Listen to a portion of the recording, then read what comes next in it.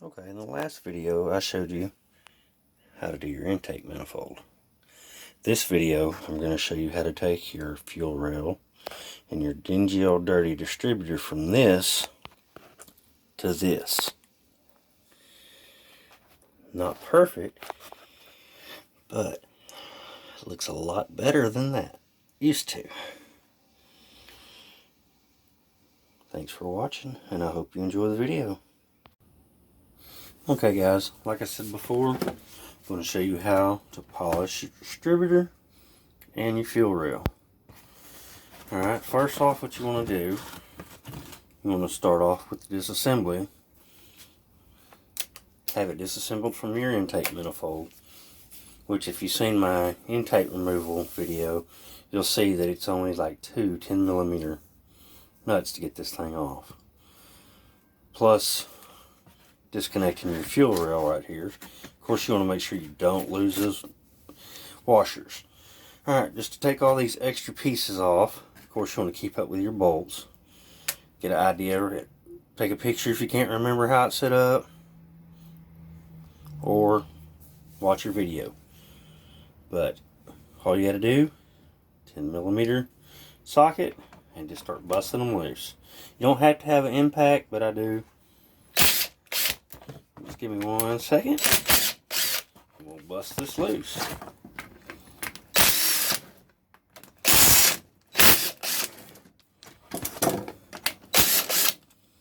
Alright. Now what I like to do is I like to have a bucket handy. Keep all my nuts and bolts for the particular part that I'm working on together. And now for your injectors, they pop in and out really easily. Now, it may not be necessary, but I do it anyway. I take a little piece of tape or a marker and just mark 1, 2, 3, 4 all the way down each. That way I can just simply get them back where they were. And I don't have my tape. Here it is. So I will just take a little piece of tape. Blue painter's tape works just fine. It won't leave sticky residue. And then you just mark it. 1,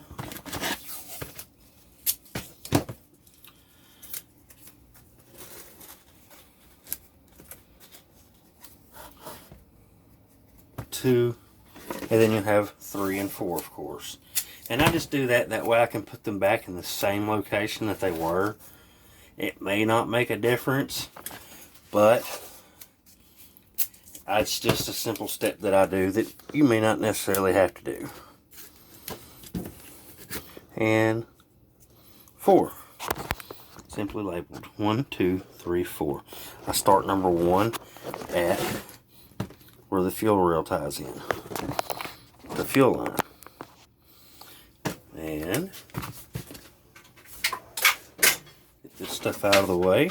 Now simply to remove them, all you do is pull, twist and pull. And you want to make sure that you do not lose this little black piece right there. Sometimes it'll stay down in the fuel rail.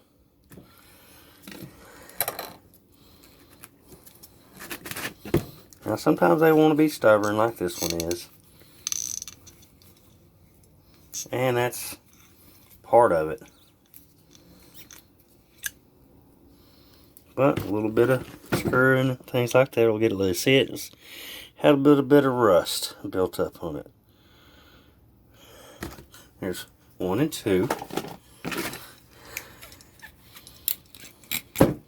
3 came out clean as could be.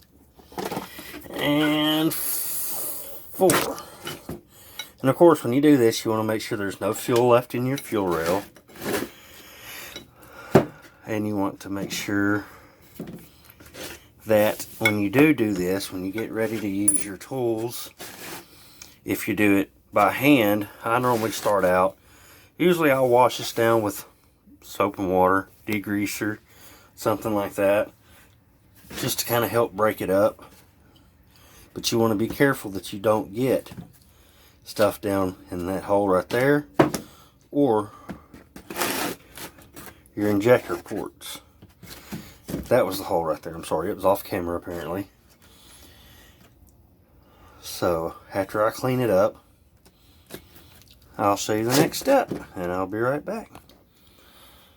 Alright, now I've got it cleaned up. It's better than it was. It's not perfect, but what I start out with is just simply a red Scotch-Brite. And you go follow the same direction over and over again.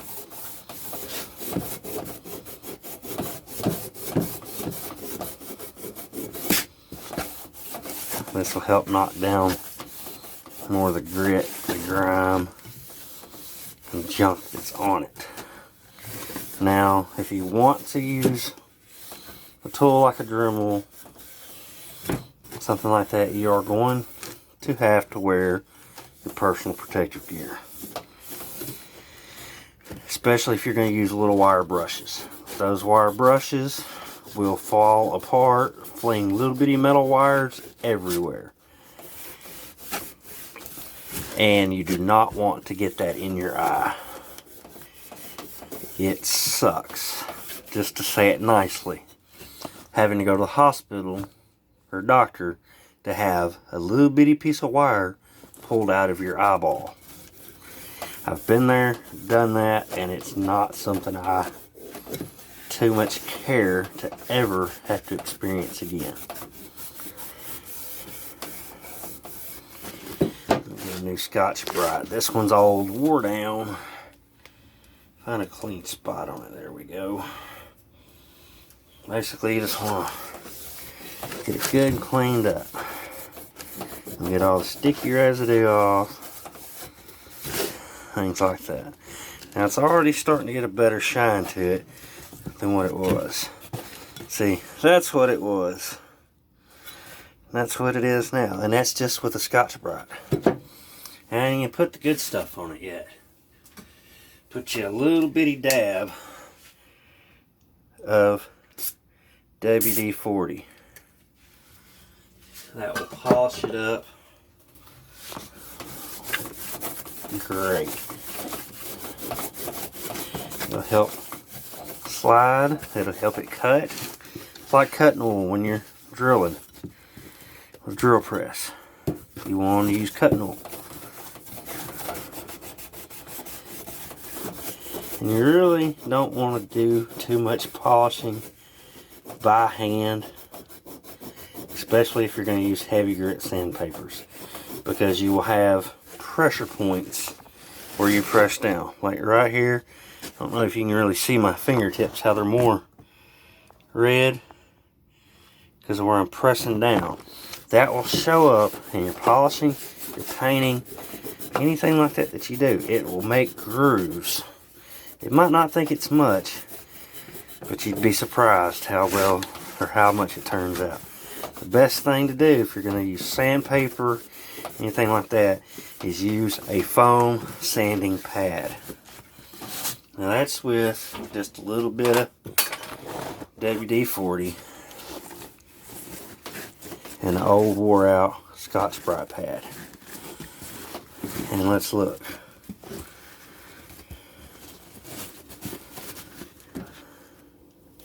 Scotch-Brite don't want to let go of my shimmy cloth. Now again, here's that. And that's what it started out as. That's just a red Scotch-Brite and a little bit of WD-40. You just keep working it until you get all your marks and imperfections out. Granted, you know, this stuff's going to be covered, but I wanted to give it a good, nice look. Let's see.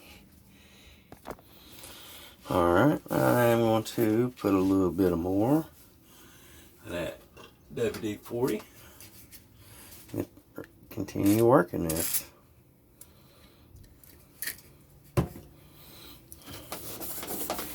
Cut my Scotch-Brite down where I could hold it a little bit easier.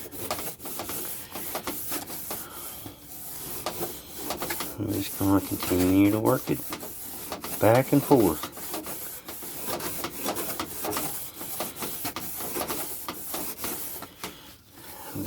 we'll go to the next side. Of course, oh, sorry about that.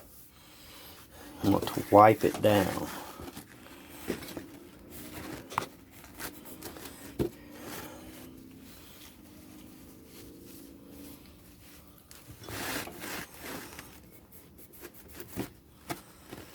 This aluminum's got some imperfections in it, as you can see. But again, it's got nicks and aluminum down here. That all can be ground down, sanded down with sandpaper if you want. Which is probably what I'll do. I'll find me a piece of, I don't know, let's see, I don't want to go that low.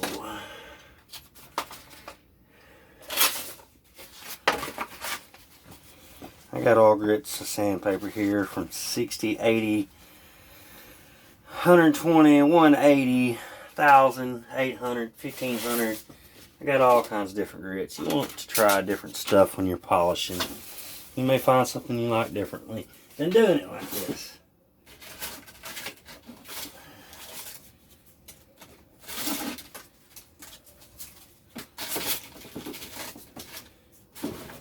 Let's see here, I got a piece of 80. Now 80 is going to knock down and put some hellacious scratches in it. But it will also take out that gouge. Just work it.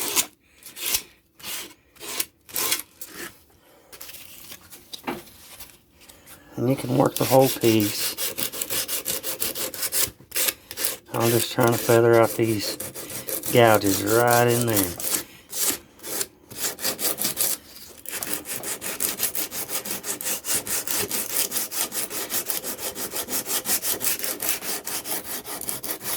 Now of course you're going to want to go back with a higher grit, 100, 120. You're going to kind of want to work your way back up to polish out those scratches, those deep cuts that the sandpaper leaves behind will have to be polished down, sanded down to get optimal results.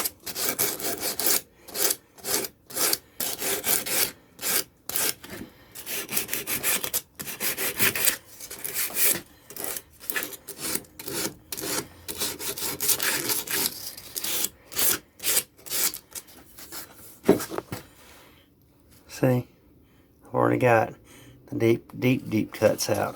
Now there's still a little bit more left in there. And I'll work those out.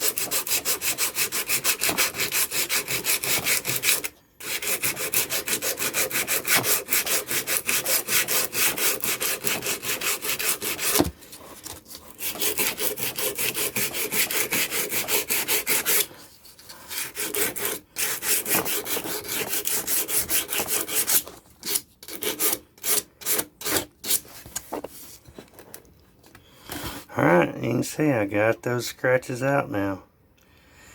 Now I just have to deal with that.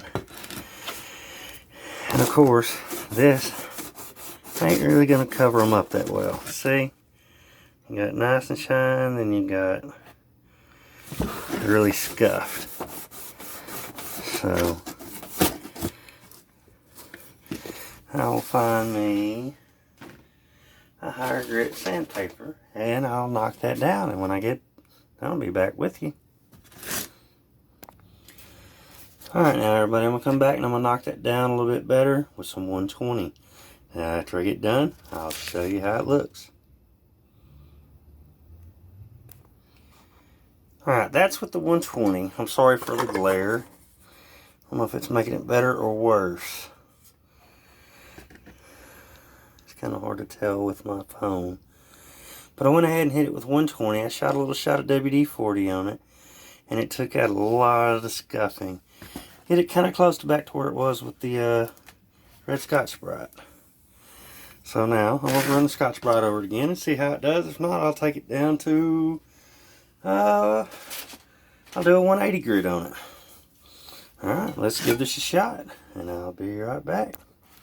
Alright, I hit it with the red Scotch Brite with a little bit more WD-40, and it's looking pretty damn good. Looks like it did before I took the other sandpaper to it. Now, of course, I haven't touched the other sides, and remember, that's what it looked like then.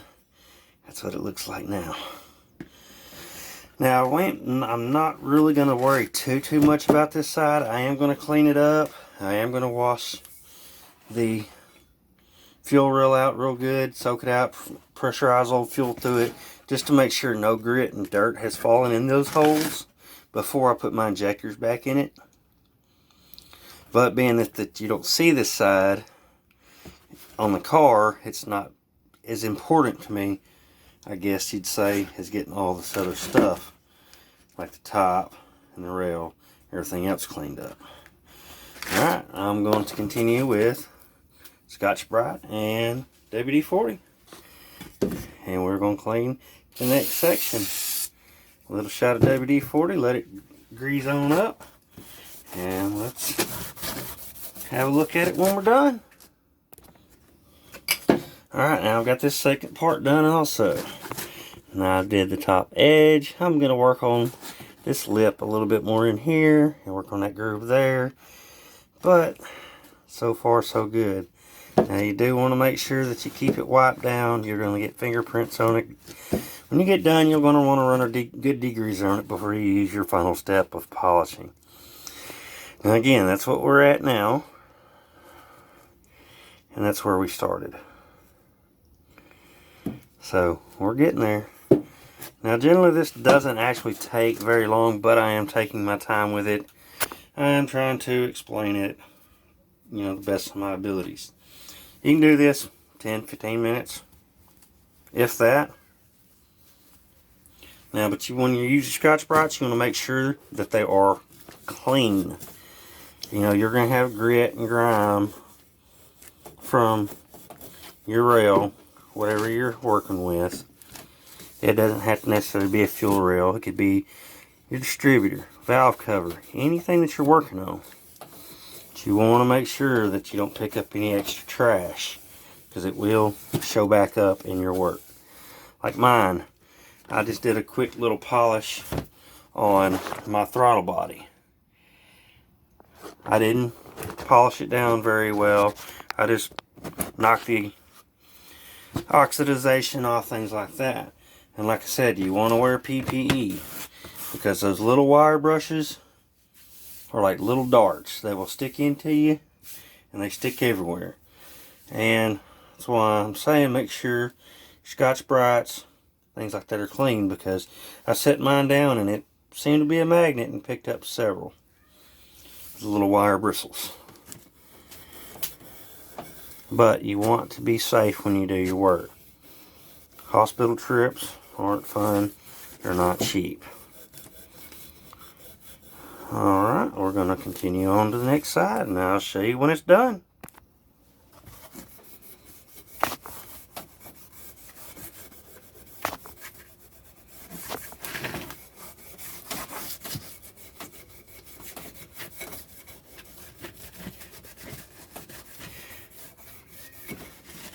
I know I said I'd show you what it looked like when it was done on this side, but I just want to give you a quick glimpse.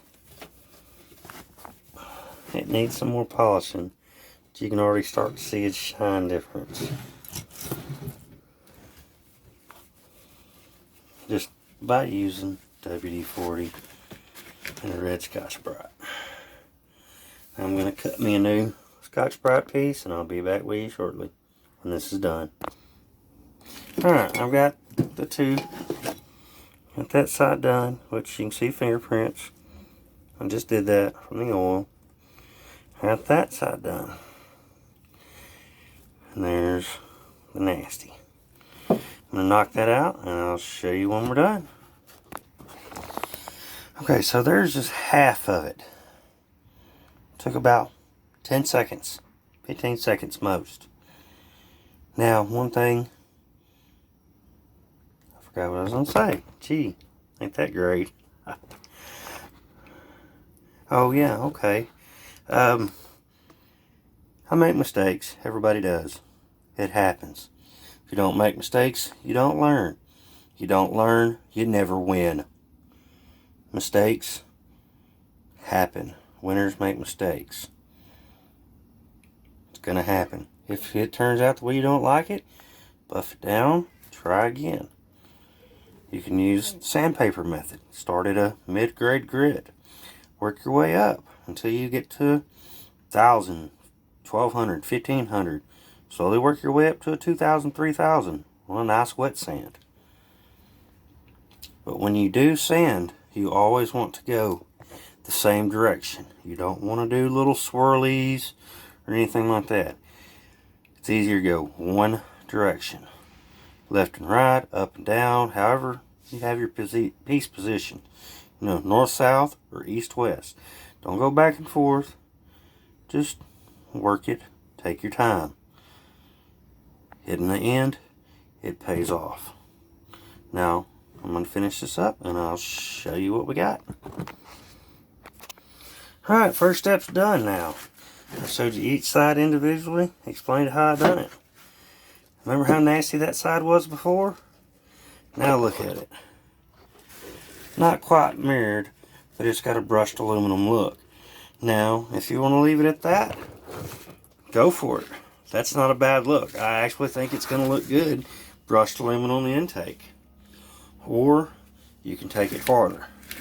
Now this is where it gets a little messy. You may want to wear eye protection, just like with your buffing wheels, wire wheels. Ear protection if you need it.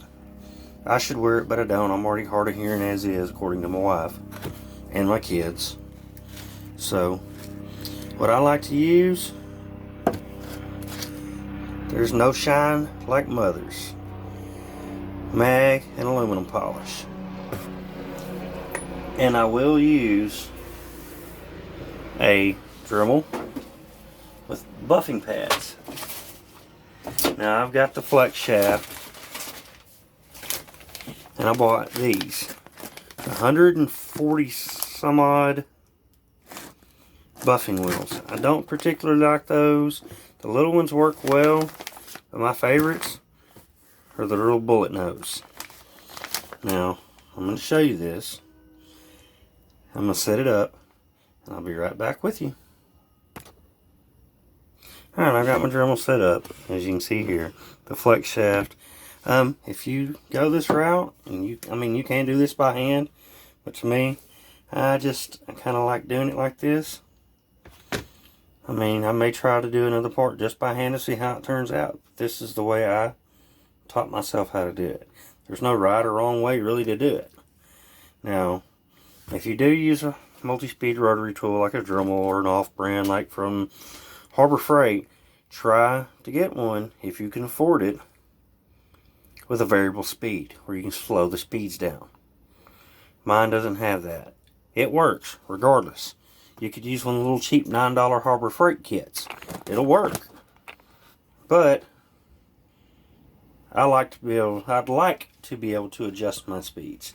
Now I just take the mothers. This is an old bottle, and I just by hand spread a little bit out.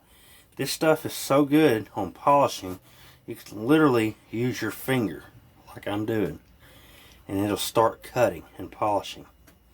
Just that easy. Alright, now I'm going to turn the Dremel on. It's going to get loud. So I will let you see this how it goes.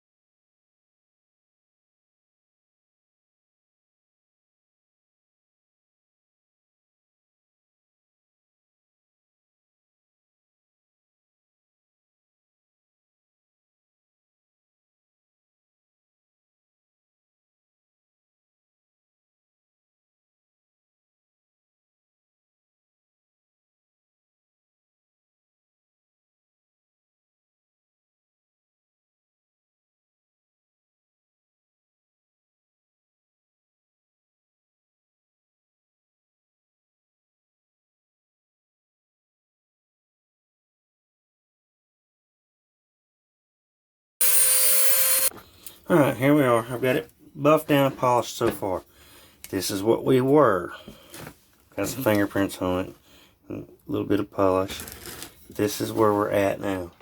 It's reflective. Not a perfect mirror, but you can kind of still see yourself in it. And now I've not even wiped it down yet. I still need to wipe it down real good with a clean cloth. Now I made a mistake and I grabbed the wrong damn cloth and had to rebuff it real quick. I mean, it's not going to be perfectly mirrored. I mean, I've got a little bit better reflection in it now that I've wiped it down. I mean, see, you can see a little bit of my phone. Not the best light in here, of course. Let's see if this helps.